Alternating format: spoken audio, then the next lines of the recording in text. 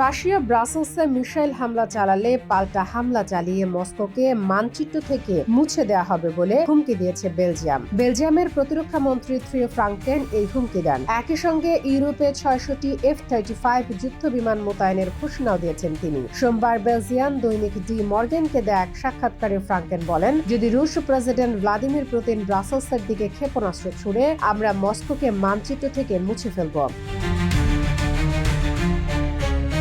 ন্যাটোর প্রতি যুক্তরাষ্ট্রের প্রতিশ্রুতি নিয়ে ইউরোপে যেসব সংশয় দেখা দিয়েছে তা তিনি গুরুত্বহীন বলে মন্তব্য করেন। তিনি বলেন, ইউরোপে আমেরিকান সরকারের বিরুদ্ধে পক্ষপাত এতটাই প্রবল যে সেটা অবিশ্বাস্য। কিন্তু প্রেসিডেন্ট ডোনাল্ড ট্রাম্প স্পষ্ট করে বলেছেন, যুক্তরাষ্ট্র শতভাগ ন্যাটো মিত্রদের পাশে থাকবে। ব্রাসেলসে ক্রুজ মিসাইল হামলা, এটা তো বোঝাই যাচ্ছে সেক্ষেত্রে কেউই দ্বিধা করবে না। পুতিনও এটা জানেন। তবে তিনি সতর্ক করে দেন, রাশিয়ার সামরিক ক্ষমতাকে ছোট করে দেখার ভুল যেন কেউ না করে।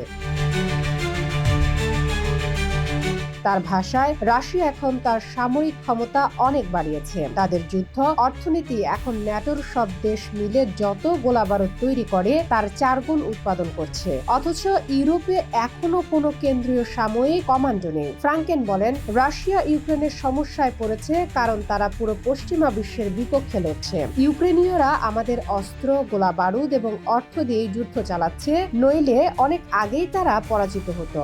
আগামী দিনের পরিস্থিতি নিয়ে মন্তব্য করতে গিয়ে ফ্রাঙ্কেন বলেন, পশ্চিমাদের বিরুদ্ধে রাশিয়া এবং চীনের যৌথ চ্যালেঞ্জের আশঙ্কা উড়িয়ে দেওয়া যায় না।